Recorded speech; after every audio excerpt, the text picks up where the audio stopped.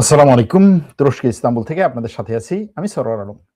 যেখান থেকে এই লাইভে যোগ দিচ্ছেন সবাইকে আন্তরিক অভিনন্দন। এবারে পানির স্থাপনায় হামলা শুরু হয়েছে মধ্যপ্রাচ্যে। এর আগে বিভিন্ন স্থাপনায় ছিল, কিন্তু এবার ঘোষণা দিয়েই জোরে সোরে পানি প্রকল্পে পানির স্থাপনায়, অর্থাৎ যেই সমস্ত জায়গা দিয়ে পানি পরিশোধন করে মানুষের খাবার উপযোগী করে পাঠানো হয় সেই সমস্ত প্ল্যান্টে আঘাত করা হয়েছে। প্রথমে আঘাত এসেছে এরকম কিছু প্ল্যান্টে ইরানের মধ্যে, পরবর্তীতে এসেছে মধ্যপ্রাচ্যের অন্যান্য দেশে।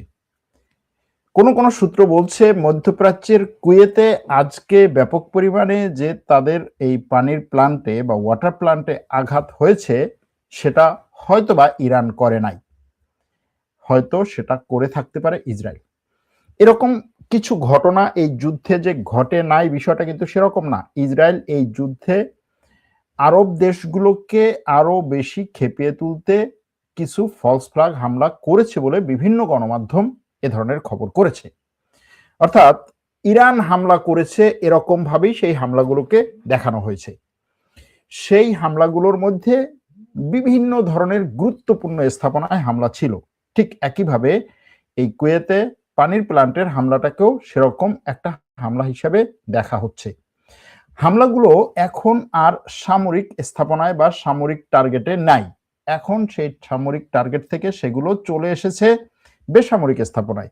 মার্কিন যুক্তরাষ্ট্রের প্রেসিডেন্ট তো সরাসরি ঘোষণাই দিয়ে দিলেন যে আমি ইরানের সবচেয়ে গুরুত্বপূর্ণ সেতুগুলোর একটিতে আঘাত এনেছি। সেই বেসামরিক স্থাপনায় আঘাত হানার পরে সেখানে প্রাথমিক খবরে জানা গেছে কমপক্ষে ৮ থেকে ১০ মানুষ নিহত হয়েছে।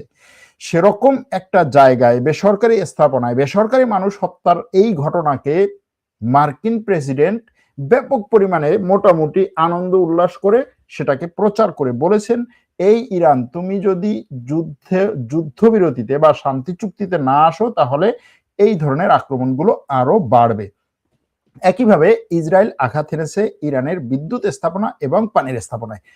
ঠিক তারপর পরেই এই কুয়েতের পানির স্থাপনায় আঘাতটি আসলো, যেটাকে এখন অনেকেই বলছেন যে এটা আসলে ইরানের পাল্টা আঘাত হিসাবে ঠিকই এটাকে দেখা যেতে পারে, তবে মূলত আঘাতটা আসার সম্ভাবনা আছে ইসরায়েল থেকে। সেটা যাই হোক, এই আঘাত পাল্টা আঘাত ইরানের বিভিন্ন স্থাপনায় হামলা এবং ট্রাম্পের বক্তব্য অনুযায়ী ইরানের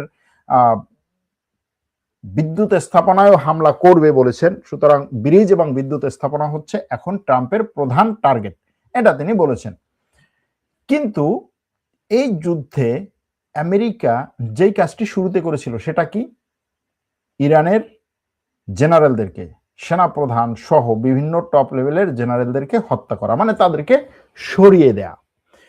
যুদ্ধের সময় তাদেরকে সরিয়ে দেয়া মানে হচ্ছে আপনি কৌশলগতভাবে আগানো। এটা তো আমেরিকার রাষ্ট্রপতি, আমেরিকার প্রতিরক্ষা মন্ত্রী, আমেরিকার পররাষ্ট্রমন্ত্রী, আমেরিকার ভাইস প্রেসিডেন্ট সবাই বলেছেন যে ইরানে আমরা যে আক্রমণ করে ইরানের জেনারেলদেরকে, টপ জেনারেলদেরকে হত্যা করেছি, তাদেরকে সরিয়ে দিয়েছি এবং এই সরিয়ে দেওয়ার মাধ্যমে সেখানকার সামরিক বাহিনীতে ব্যাপক একটা দুর্বলতা নিয়ে আসতে পেরেছি।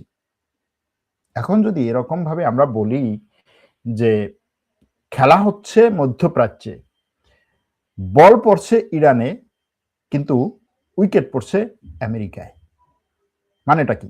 মানেটা হচ্ছে আমেরিকার প্রতিরক্ষা মন্ত্রী তিনি গতকাল আমেরিকার সেনাপ্রধানকে বরখাস্ত করেছেন। সেনাপ্রধান, বিমান বাহিনীর প্রধান, নৌবাহিনীর প্রধান, তো এই সেনাবাহিনীর প্রধানকে বরখাস্ত করেছেন। আরো কয়েকজনকে বরখাস্ত করার লিস্টে রেখেছেন। কয়েকজনের মানে সামরিক টপ জেনারেলদের মধ্যে থেকে কয়েকজনের কি বলে এটাকে, প্রমোশনকে তিনি আটকে দিয়েছেন। এমনকি এই সেনাবাহিনীর সাথে বা সেনা প্রধানদের সাথে প্রতিরক্ষা মন্ত্রীর অথবা সেনাপ্রধানদের সাথে রাষ্ট্রপতির মাঝখানে যে একজন অ্যাডভাইজার থাকে তাকেও বরখাস্ত করার পরিকল্পনা চলছে। তুরস্কে একটা কথা আছে যে যখন আপনি ঘোড়ায় চড়ে দৌড়ে যাচ্ছেন কোনো এক জায়গায়, ওপারে আপনি যুদ্ধ করবেন, ঘোড়ায় চড়ে খাল পার হচ্ছেন, খাল, গ্রামে ছোট ছোট খাল থাকে না, খাল পার হচ্ছেন, যুদ্ধে যাচ্ছেন।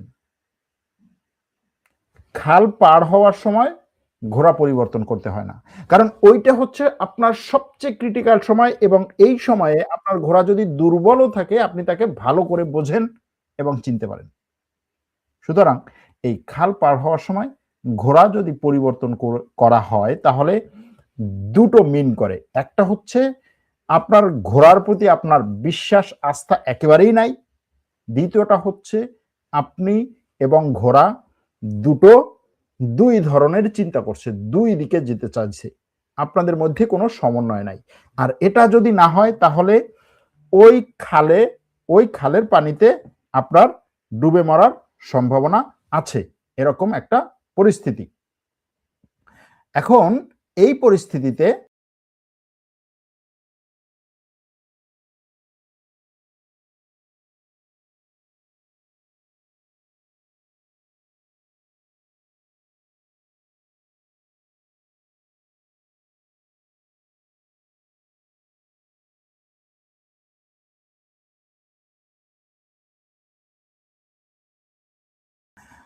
এখন এই পরিস্থিতিতে আপনি যদি ঘোড়া পরিবর্তন করেন তাহলে কি মিন করে এটা আমরা বুঝলাম। এখন আমেরিকাতে এই কঠিন পরিস্থিতিতে সামরিক জেনারেলদের সাথে প্রতিরক্ষা মন্ত্রীর, একই সাথে রাষ্ট্রপতির এই যে ভিন্ন চিন্তা ভাবনা, ভিন্ন ধরনের পরিস্থিতি, এবং এই পরিস্থিতিতে তাদেরকে সরিয়ে দেওয়া, এটার মানে কি? এটার মানে হচ্ছে ইরান যুদ্ধ নিয়ে আমেরিকার সেনাবাহিনীর মধ্যে ব্যাপক পরিমাণে অসন্তোষ আছে। সরকার যেভাবে চাইছে সেনাবাহিনী সেভাবে করছে না, অথবা সেনাবাহিনী যেভাবে চাইছে সরকার সেভাবে আগাচ্ছে না, অথবা এই যুদ্ধে তারা উভয়ই যেভাবে পরিকল্পনা করে সামনে এগিয়ে আগাচ্ছিল সেই পরিকল্পনা সফল হচ্ছে না, যে কারণে একে অপরের উপরে দোষ দিচ্ছে। এখন সেনাবাহিনী যদি সরকারকে দোষ দিয়ে সরাসরি রাস্তায় নামে তাহলে হয় কি? সামরিক অভ্যুত্থান। আর সরকার সেনাবাহিনীকে দোষ দিলে বা সেটার পরে হচ্ছে অ্যাকশন নিলে কি হয়? সেনাপ্রধান বরখাস্ত হয়। এখানে সেনাপ্রধান বলতে বাংলাদেশের যে সেনাবাহিনীর সর্বাধিনায়ক সেটা না, এখানে সেনাপ্রধান বলতে সেনাবাহিনী, নৌবাহিনী, বিমান বাহিনী, তিন বাহিনীর তিনজন প্রধান, তার মধ্যে থেকে সেনাবাহিনীর প্রধান। তবে বাকি দুজন যে আছেন তাদেরকে নিয়েও হচ্ছে বিভিন্ন ধরনের চিন্তা ভাবনা বা কথা কল্পনা চলছে। আর এই তিন বাহিনীর ঊর্ধ্বে থাকেন একজন, তিনি হচ্ছেন সেনাবাহিনীর সর্বাধিনায়ক, এটা আমাদের দেশে নাই, চিফ অফ জেনারেল স্টাফ। এখন এই যে অবস্থা, এই অবস্থায় আমরা এটা থেকে এই ইঙ্গিত পেতে পারি যে এই যুদ্ধে আমেরিকা বাইরের থেকে, আমেরিকার প্রেসিডেন্ট, আমেরিকার পররাষ্ট্রমন্ত্রী, আমেরিকার রাষ্ট্রপতি যতই হামকি ধামকি দেখ, তাদের সেনাবাহিনীর সাথে তাদের যে এই দ্বন্দ্ব, এখানে বোঝাই যাচ্ছে যে এই সেনাবাহিনীর সেনাপ্রধানকে অপসারণে অবসরে পাঠানো, তার কথা হচ্ছে আমি তাকে অবসরে পাঠিয়ে দিচ্ছি, তার তো সময় প্রায় শেষ হয়ে গেছিল। না, তার সময় প্রায় শেষ হয়নি, তার সময় এখনো 1 বছর ছিল। 1 বছর আগে একজন সেনা জেনারেলকে অবসরে পাঠানো মানে হচ্ছে তাকে ব্যাপকভাবে অখুশি বা ব্যাপকভাবে তার প্রতি নাখোশ থাকা। এখন এই নাখোশ থাকার ক্ষেত্রে একটা বিষয় আছে, সেটা হচ্ছে যে যদি আপনার আগের সরকারের নিয়োগপ্রাপ্ত সেনাপ্রধান হয় তাহলে আপনি তাকে হয়তো পাঠাতে পারেন, কিন্তু আপনার নিয়োগ দেওয়া সেনাপ্রধান যাকে নিয়ে আপনি যুদ্ধে নামছেন তাকে যদি এই যুদ্ধে থাকাকালীন পাঠান, তার মানে হচ্ছে এই যুদ্ধে আপনি আপনার করসাজি খুব ভালো হচ্ছে না। এখন এই অবস্থায় ইরানের কি হবে, তাই না? এই অবস্থায় ইরানের কি হবে? ইরানের সেনাপ্রধানদেরকে এক এক করে হত্যা করা হচ্ছে। গতকালকে ইরানের সেনাবাহিনীর একজন কমান্ডারকে হত্যা করা হয়েছে, তার আগে আইআরজিসির একজন নৌ কমান্ডারকে হত্যা করা হয়েছে। এখনো যারা বেঁচে আছে তাদেরকে আমেরিকা এবং ইসরায়েল সুযোগ পেলেই টার্গেট করছে, হত্যা করছে, এতে কোনো ছাড় দিচ্ছে না। এবং সেই টার্গেট আর হত্যা করার মাধ্যমে আমেরিকা মোটামুটি ইরানের প্রধান যারা ছিলেন তাদেরকে শেষ করে দিয়েছেন। এখন তাদের জায়গায় অন্যরা আসছেন, তারা যুদ্ধ পরিচালনা করছেন। কিন্তু যুদ্ধ যে এখন আর শুধুমাত্র সামরিক বাহিনীতে বা সেনাবাহিনীর টার্গেটে বা সামরিক একটা আক্রমণ বা অভিযানের মধ্যে নেই, এটা মোটামুটি দুই পক্ষই স্পষ্ট করেছে। এখন যুদ্ধটা হচ্ছে বেসামরিক কৌশল এগুলোর মাধ্যমে। এই বেসামরিক এবং কৌশলগত টার্গেটগুলোতে আমেরিকা যতটা ইরানে আক্রমণ করবে, ইরান ততটা মধ্যপ্রাচ্যে আক্রমণ করবে। এতে লাভটা হবে কার? এতে ইরানেরও লাভ হবে না, মধ্যপ্রাচ্যেরও লাভ হবে না, লাভ হবে ইসরায়েলের। এটা এখন এই মুহূর্তে চলছে। এখন এই যে মধ্যপ্রাচ্যে আক্রমণ করা হচ্ছে, তাহলে সেই পানির স্থাপনাগুলোতে, বিদ্যুৎ স্থাপনাগুলোতে, তারপরে হচ্ছে ডাটা সেন্টারগুলোতে, এগুলোর সাথে সামরিক সম্পর্ক খুবই কম। ডাটা সেন্টারগুলোর সাথে কিছুটা আছে, কিন্তু বাকিগুলোর সাথে খুবই কম। এগুলোতে আক্রমণ করা মানে হচ্ছে মধ্যপ্রাচ্যের দেশগুলোতে সরাসরি যুদ্ধে, দেশগুলোকে সরাসরি যুদ্ধে টেনে আনা। এবং ইসরায়েল এটাই চাইছে, আমেরিকা এটাই চাইছে, ইরান হয়তো চাইছে না। ইরান হয়তো এখানে চোখের পরিবর্তে চোখ এই হিসেবে আক্রমণগুলো করছে, কিন্তু আমেরিকা এবং ইসরায়েল চাইছে এই দেশগুলো আসুক। সেটার জন্য এই দেশগুলোর বিভিন্ন স্থাপনায় তারা এ ধরনের বেসামরিক স্থাপনায় হয়তো নিজেরা সরাসরি হামলা করবে, অথবা এমন পরিস্থিতি তৈরি করবে যাতে এগুলোতে হামলা হয়। ওদিকে ট্রাম্প কিছুক্ষণ আগে একটা পোস্ট দিয়েছেন। তিনি বলেছেন যে আমরা আরেকটু সময় হলেই বা আরো কিছু সময় পরে আমরা হরমুজ প্রণালী খুলে দিতে পারবো, এবং হরমুজ প্রণালী খুলে দিলে কি হবে, সেখান থেকে তেল নিতে পারবো এবং একটা বড় ভবিষ্যৎ গড়তে পারবো। বিশ্বের জন্য আমি এটা করতে চাই, এরকম একটা পোস্ট তিনি দিয়েছেন। এখন এই যে হরমুজ প্রণালী দিয়ে পোস্ট দেওয়া, ট্রাম্পের বিভিন্ন ধরনের পোস্ট দেওয়া, এগুলো নিয়ে আসলে বিভিন্ন ধরনের বক্তব্য আছে, বিভিন্ন ধরনের কথাবার্তা আছে। সেই সমস্ত কথাবার্তায় যাব না আজকে।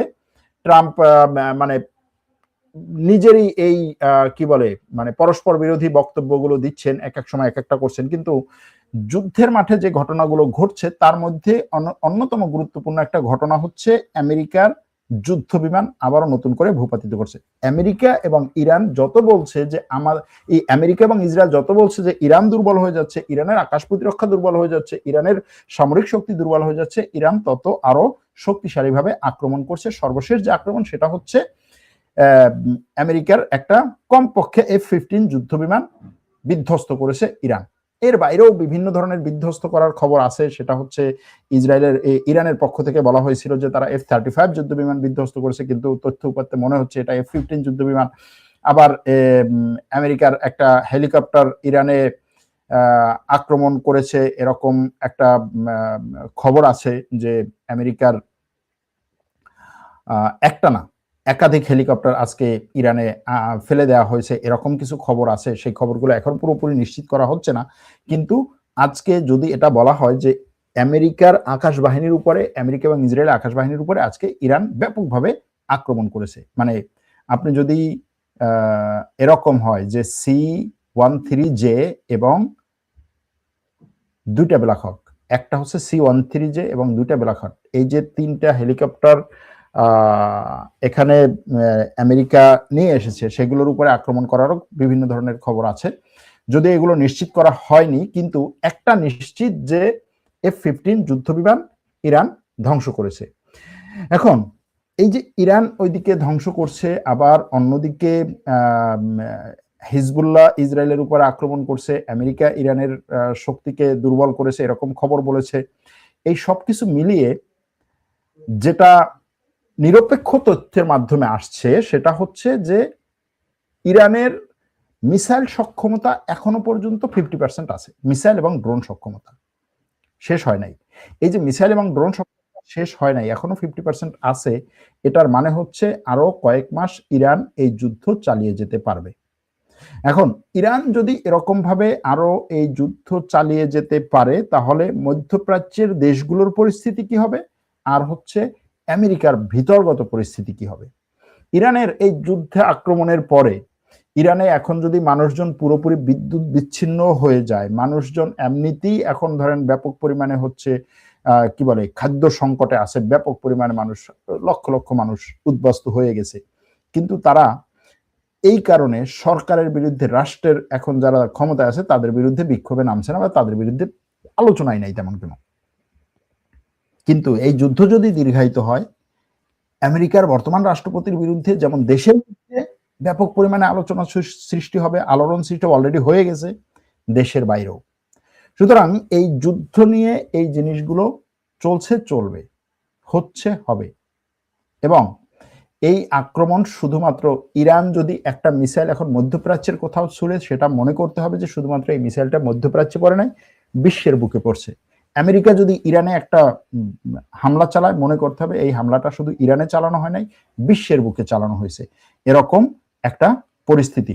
এখন আমেরিকা ইরানের পাওয়ার প্ল্যান্টে যে হামলাগুলো করবে, যদি এরকম হয়, বা ইরানের এই যে পানির স্থাপনাগুলোতে যে হামলা করার কথা বলছে, ঘোষণা দিয়ে হামলা করছে, এগুলো কিন্তু একটা সময় পরে, আজকে হয়তো তার ক্ষমতা আছে, আজকে হয়তো সে সবকিছু নিয়ন্ত্রণ করছে এটা মনে করছে, এজন্য সে এরকম ভাবে আগাচ্ছে, কিন্তু একটা সময় পরে দেখা যাবে যে আমেরিকার মধ্য থেকেই এই কাজগুলোর জন্য, যেহেতু ঘোষণা দিয়ে করছে প্রমাণ সহ, এই কাজগুলোর জন্য ট্রাম্পকে আন্তর্জাতিক আদালতে যুদ্ধ অপরাধের দায়ে, মানবতা বিরোধী অপরাধের দায়ে অভিযুক্ত করা হতে পারে। এগুলো সহজ বিষয় না। ট্রাম্প এখন যে বলে যে আমি এটাকে যুদ্ধ বলি না, আমি এটাকে হচ্ছে কি বলি, এই সামরিক অভিযান বলি, কারণ যুদ্ধ বললে আমার আইন ভঙ্গ হয়ে যাবে। কিন্তু আপনি যখন হচ্ছে সেখানে ল্যান্ড ফোর্স পাঠাবেন অন্য একটা দেশের মধ্যে, সেটাকে আপনি কতক্ষণ পর্যন্ত সামরিক অভিযান বলতে পারবেন? এই ধরনের অনেকগুলো বিষয় আছে, এগুলো সামনে আসবে। ইরানের প্রেসিডেন্ট বলছে যে ট্রাম্প আমাদেরকে যে বলেছে যে হচ্ছে তোমাদেরকে আমি এখন থেকে বিদ্যুৎ সব স্থাপনাগুলোতে, পানি স্থাপনাগুলোতে আঘাত করে তোমাদেরকে পাথরের যুগে নিয়ে যাব, এটা আসলে পাথরের যুগে নিয়ে যাওয়া এই মুহূর্তে কোনো একটা রাষ্ট্রের, একটা দেশের জনগণের বিপক্ষে বলা, 9 কোটি মানুষের বিপক্ষে এরকম একটা কথা বলা মানে হচ্ছে এটা বিশাল ধরনের একটা যুদ্ধ অপরাধ, এবং এটার জন্য একটা সময় পরে ট্রাম্পকে ভুগতে হবে। ওদিকে ট্রাম্পের সাপোর্টাররা, ট্রাম্পের যে ধর্মীয় গুরু আছে, তিনি গত পরশুদিন ট্রাম্পের হোয়াইট হাউসে তাকে নিয়ে ব্যাপক পরিমাণে দোয়া দুরুদ পড়ে টরে একেবারে তাকে হচ্ছে গডের কাছাকাছি নিয়ে গেছেন, এবং বলছেন যে হচ্ছে আমাদের যে গড, মানে তারা কি বলে, ঈসা আলাইহিস সালামকে বা যীশু খ্রিস্টকে যে গড মনে করে, যে যীশু খ্রিস্ট অনেক এরকম ত্যাগ তিতিক্ষা অনেক কিছু পোহাইছে, তার উপরে আক্রমণ এসেছে, তার জীবনের উপরে আক্রমণ এসেছে। দেখো ট্রাম্প, তোমার জীবনের উপরে আক্রমণ এসেছে, তুমিও অনেক ত্যাগ তিতিক্ষা করেছো, তুমি আসলে বর্তমানে আমাদের যিশুর মানে কাছাকাছি পর্যায়ের গড, ঈশ্বর তোমাকে দিয়ে সেই রকম কাজ করাচ্ছে। মানে ব্যাপক পরিমাণে ফুলাইয়া ফাপাইয়া মোটামুটি তাকে হচ্ছে এই যুদ্ধ পরিচালনা করার জন্য, এবং এই যুদ্ধে ইহুদিদের এবং খ্রিস্টানদের তার পক্ষে থাকা দরকার, এরকম কিছু বক্তব্য নিয়ে এসেছে। ওদিকে আমেরিকা এখন আবার নতুন করে কি আক্রমণ করছে? এয়ারপোর্ট আক্রমণ তো করছে বিভিন্ন সময়, ইউনিভার্সিটি আক্রমণ করছে, নতুন করে আজকে শাহিদ বেহেশতি ইউনিভার্সিটি এবং মেহেরবাদ এয়ারপোর্টে আক্রমণ করেছে।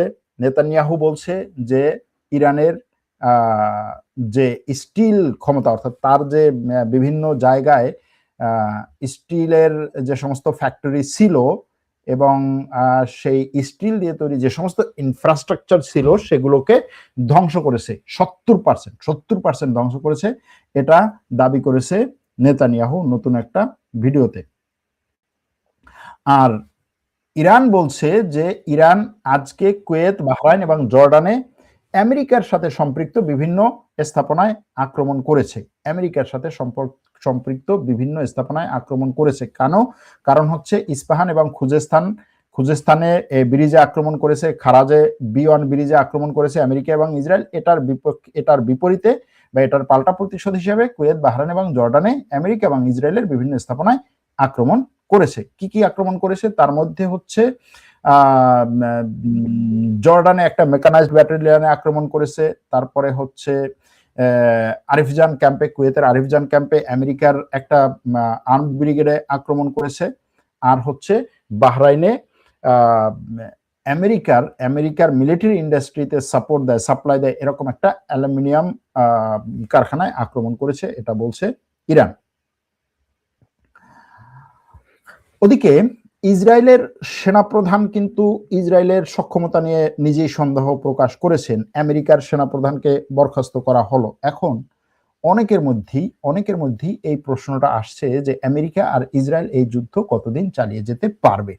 যদিও আমেরিকা যুদ্ধ দীর্ঘায়িত করতে চাচ্ছে, আমেরিকা এই যুদ্ধকে আরো প্রশস্ত করতে চাচ্ছে, ইসরায়েল এই যুদ্ধকে আরো প্রশস্ত করতে চাচ্ছে এবং সেটার জন্য তারা সবকিছু নিয়ে ঝাঁপিয়ে পড়ছে, হামলা করছে। কিন্তু এই যুদ্ধে দীর্ঘায়িত হলে টিকে থাকা তাদের জন্য কতটা সহজ হবে, কতটা কঠিন হবে, এই প্রশ্ন সব জায়গায়।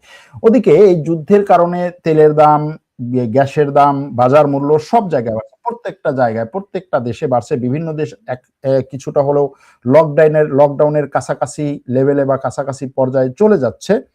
আর ইউরোপের দেশগুলো এখন নতুন করে হরমুজ প্রণালী কিভাবে উন্মুক্ত করা যায় এই যুদ্ধের বাইরে থেকে সেটার পরিকল্পনা করছে, সেটার চেষ্টা করছে। তার মধ্যে ব্রিটেন প্রায় 40টা দেশ নিয়ে এই যুদ্ধ চলাকালীন সময়ে আমেরিকার বাইরে এসে কিভাবে হরমুজ প্রণালীর জন্য একটা আন্তর্জাতিক কমিশন গঠন করা যায় সেটা নিয়ে কাজ করছে। অর্থাৎ যদিও সরাসরি ব্রিটেন বলছে আমি আমেরিকার বিরুদ্ধে, আমেরিকার বাইরে, কিন্তু হরমুজ প্রণালী নিয়ে তার মাথা ব্যথা আছে এবং সে সেটা করতে চাচ্ছে। ওদিকে জাপানের একটা এলএনজি ট্যাঙ্কার হরমুজ প্রণালী পার হয়েছে আজকে, এটা প্রথম। গত সপ্তাহে জাপানের প্রধানমন্ত্রীর সাথে ইরানের প্রেসিডেন্টের কথা হয়েছিল এবং এটা নিয়ে তারা আলোচনাও করেছিলেন। আর ইরান যে আমেরিকার একটা যুদ্ধ বিমান বিধ্বস্ত করেছে, সেই যুদ্ধ বিমানের পাইলট জীবিত আছে কিনা এটা নিয়ে সন্দেহ আছে এখনো, এবং সেই পাইলটকে বাঁচানোর জন্য আমেরিকা কয়েকটা হেলিকপ্টার পাঠিয়েছিল। সেই হেলিকপ্টারগুলো দিয়ে পাইলটকে, তারা যেখানে যুদ্ধ বিমানটা বিধ্বস্ত হয়েছে, পাইলটের কাছ থেকে হয়তো তারা সংকেত পেয়েছে, সেই পাইলটকে বাঁচিয়ে নেওয়ার চেষ্টা করেছিল। কিন্তু ইরান বলছে যে তাদের সেই পাইলটকে এখনো পর্যন্ত তারা উদ্ধারে সফল হয় নাই, কারণ সেখানে এলাকার মানুষজন ছুটে গিয়েছে যে এই জায়গায় যদি তারা পাইলটকে পায় তাহলে তারা পাইলটকে ধরে নিয়ে আসবে, আর ওইখানে যদি আমেরিকার কোনো সৈন্য নামে হেলিকপ্টার থেকে তাদের উপরে আক্রমণ চালাবে, এরকম একটা পরিস্থিতি আছে। এই অবস্থায়, এই পরিস্থিতিতে যুদ্ধ কোন জায়গায় যাচ্ছে? যুদ্ধ সবার ঘরে ছড়িয়ে পড়ছে। ঔষধের দাম বাড়ছে, খাবারের দাম বাড়ছে, জিনিসপত্রের দাম বাড়ছে, এরকম একটা পরিস্থিতি। ইরান আক্রমণ করছে, আমেরিকা পাল্টা আক্রমণ করছে। এখন আর এই যুদ্ধ শুধুমাত্র সামরিক ডক্ট্রিনের মধ্যে, সামরিক নীতি নৈতিকতার মধ্যে নাই, সেখান থেকে বেরিয়ে এসে এটা এখন বেসামরিক আঘাতেও, বেসামরিক দিকেও চলছে। এই পরিস্থিতিতে আপনাদের অনেকগুলো প্রশ্ন আছে, বিভিন্ন ধরনের কমেন্ট আছে, আমি আজকে কমেন্ট দেবো না, পরবর্তীতে যদি সুযোগ হয় গভীর রাতে আবার লাইভে আসবো, তখন কথা বলবো। এখন রাখছি, ভালো থাকবেন, সুস্থ থাকবেন, আল্লাহ হাফেজ।